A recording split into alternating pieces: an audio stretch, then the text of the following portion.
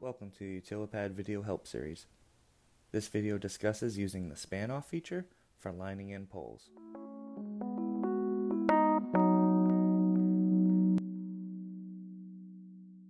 Begin by collecting your takeoff point.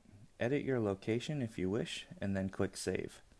Move to your next position and collect another location.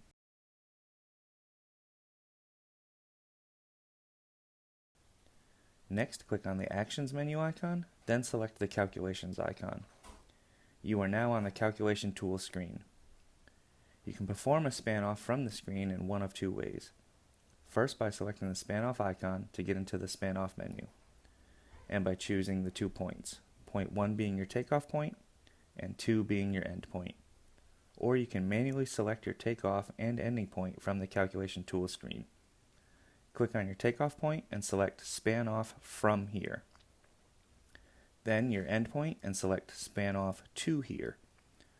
Once your points are selected, enter in the amount of spans you want or by the length and click on the blue screen to remove the keypad. Select the Calculate icon to display the span length.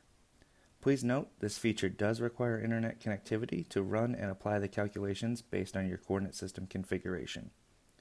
If you are working disconnected in the field, you can still collect your takeoff location and end location, then when connected to the internet, run the calculations.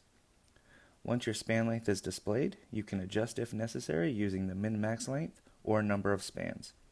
When you are ready to apply, click on the green Apply Spans icon and receive the message that the spans have been applied. Click on the back arrow twice to get back to the main map screen. Now click on your SpanOff location and use the Location Quick menu and select Find to be able to navigate to this location.